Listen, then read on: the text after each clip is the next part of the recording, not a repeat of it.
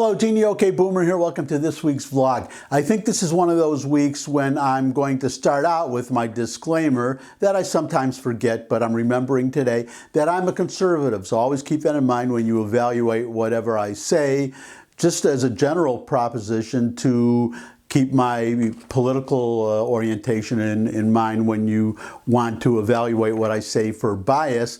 But also, and especially today, when I say that, because I'm going to give you some hard facts, so there's no bias possible in that respect. But when I say something is good news or bad news, I mean good news for conservatives, such as myself, bad news for liberals. And I have some very good news, I think, today for conservatives, which means bad news for liberals. There's been speculation about what would happen if the 2020 election could be rerun today, and it's pretty obvious that Trump would win. For example, my go-to poll is the Rasmussen poll for a number of reasons, but especially for their track record for accuracy. I'm not going to go into a lot of detail for that today, except to say that they poll likely voters, and among likely voters, Trump's approval has been higher than Biden's for months, consistently higher than Biden. So the facts I'm going to give you, the figures that I'm going to give you should not really surprise you. But there's been speculation about 2024, what's going to happen in 2024 if Trump runs, well, against anybody, but I'm talking specifically today, Trump versus Biden, though I am pretty confident. I don't think I'm going out on a limb here to say that Biden will not be the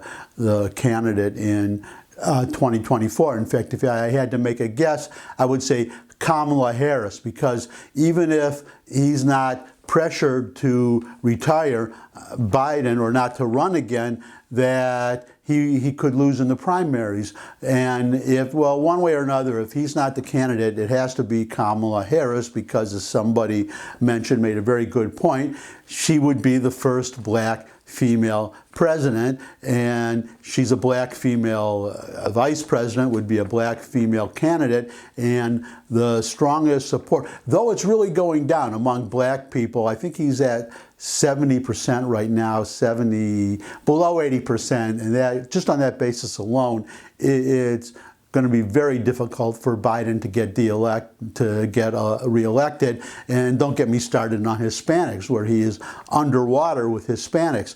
But among black voters who support Biden, his strongest support comes from black women. And I don't think they're going to, I think they would just stay home if Kamala Harris is not the candidate. And this thought, I'm not the first one to share this thought, by the way. I heard it from a talking head on TV.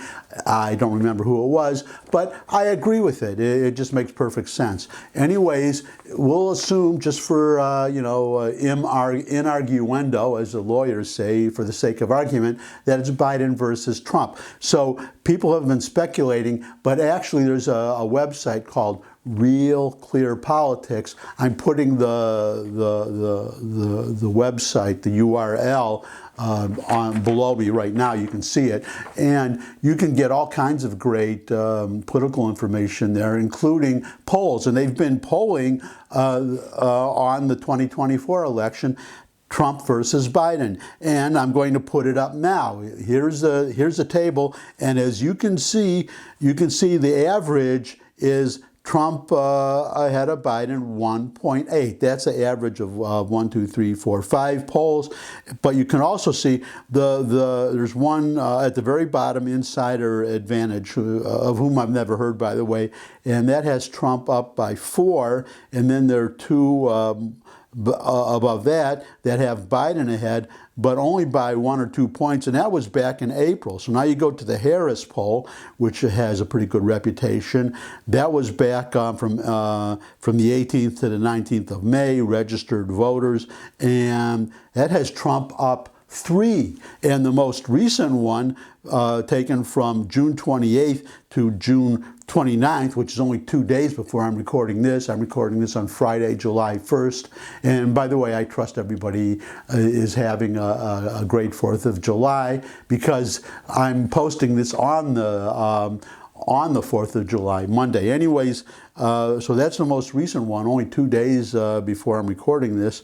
And Trump is up 5, and this is also registered voters. I'm very eager to see a likely voter poll, because if you go back to the bottom again, one of them has Trump ahead by 4, the other one Biden ahead by 2. Those are both of likely voters. So I hope that Rasmussen, because they're the most prominent pollster that does likely voters consistently.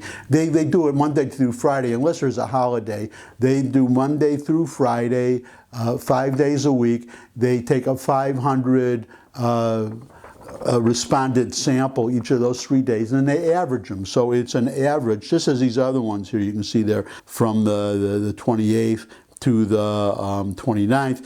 But at the top there is the average, and that's averaging all these polls from April 19th to just 2 days ago, the 29th of April, and Trump up 1.8, unless Biden completely reverses himself, his policies, which if you heard him speak overseas, don't get me started on that, criticizing the Supreme Court, advising getting rid of the filibuster, which, by the way, Sinema and Manchin said they will not stand for that. So that's not going to happen. But criticizing his own country, of which he is the president, the leader, while he's overseas. When I was a kid, there was actually a Republican, I forgot his name, was a Republican congressman who coined the phrase that all politics ends at the shore. And that it apparently doesn't for liberals anymore. So that's it for this week. Thanks for stopping by. I really appreciate the time that you spend with me. Again, I trust everybody's having a great 4th of July, or had a great 4th of July, depending what day you're watching this. And if you have any comments, questions, suggestions for future topics, you can put them in the comment section below the video. You could share this video with anyone you think would enjoy it. You could subscribe. I love getting new subscribers. But most of all, come back and see me again. I would love to see all of you again. And until I do see all of you again, bye.